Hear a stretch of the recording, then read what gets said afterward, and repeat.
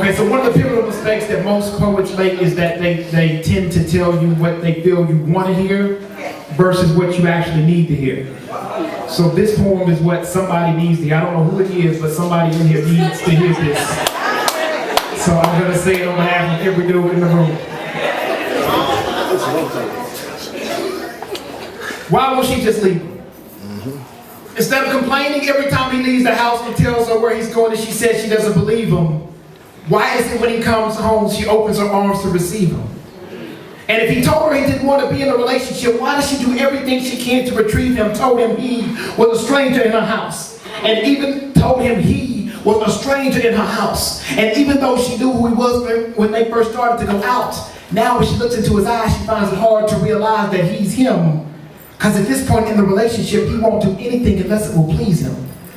And despite his indiscretion, she tells her girlfriend that she would never do anything to displease him or leave him, which leads them to say she's taking her sense of self-pride and committing suicide, or what I like to call relationship treason. Because love is war, nobody's ever been able to play both sides. So I wonder why she won't just leave him.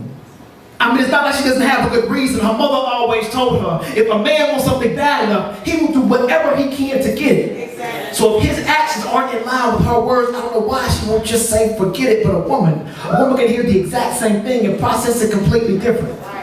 You see, a woman, when she wants something bad enough, she can take something that isn't and convince herself that it is it. Take a square peg, push it into a round hole, and convince those around her that it fitted. But is she really to blame? Because if these lanes put y'all in that situation again and again, you have no choice but to think that we are all the same.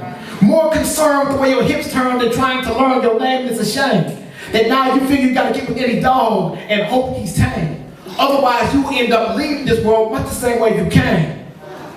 Alone. And I wish that I could tell you that you're wrong.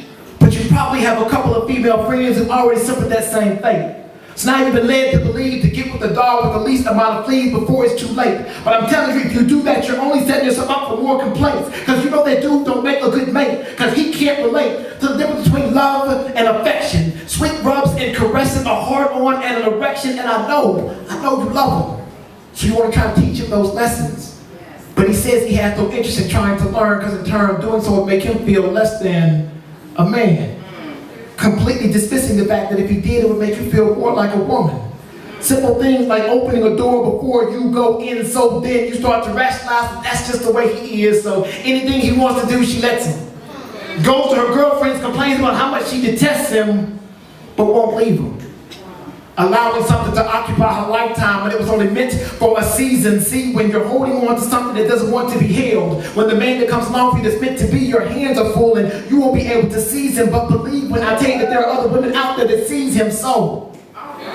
If you're going to miss out on something that was meant to be, then holding on to something that never was shouldn't be the reason. Rewind. If you're going to miss out on something that was meant to be, then holding on to something that never was shouldn't be the reason. You see, there's a difference between compromise and trying to be complacent. So when faced with a situation, you have to tell the difference between the two, can you? There's a reason that a standard is called a standard. It's because it was never meant to be lowered. I mean, it's like taking 3 steps back and 1 step up and trying to convince yourself that you're still moving forward and I'm just a poise, I'm not trying to be too forward. No, wait a minute, yes I am. Because sometimes you have to raise your voice when the volume of choice is the silence of the lamb's ladies. How do you expect a man to act like he cares when if he looks at you, it seems like you don't give a damn? If you want a man to come at you with a different approach, you have to show him that if he does so, it will garner a different result. Because if the dude that is trying to get to know you gets the same no move as the dude that's only trying to hit, then at the end of the day, who's willing to blame, that is all you end up with. And let's not blame it on quickly. He might be trying to get you to be intimate, because I know every woman has this sense of self-respect and you want to make a man wait, and that's okay. But let me state that if y'all aren't doing anything differently after the first 3 months than you were doing after the first 3 dates, it's going to take you a whole lot more than 90 days of some good sex to make a man stay.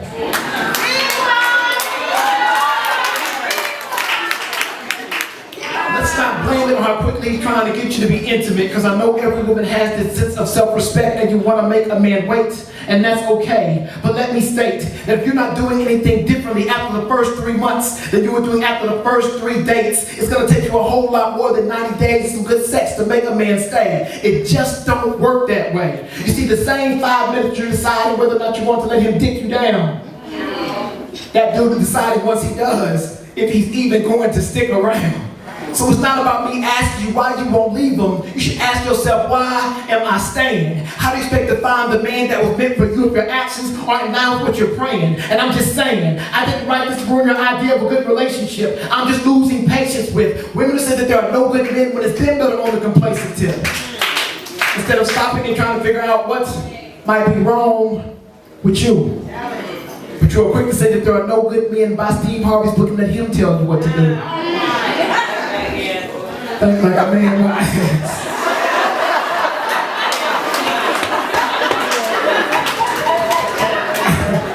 Yeah, you said that now, so let me break it down for you. If you don't understand your value, we can't value your wealth. If you're not saying anything of any substance, you are just wasting your breath. It's okay to follow somebody else's footsteps. It's okay to follow somebody else's path, but please take your own steps. And I know in this world y'all can't do it alone. Sometimes you might need help. So it's okay to act like a lady, but baby, just make sure you are thinking for yourself. My name is DICHOTOMY. I appreciate it. Thank you.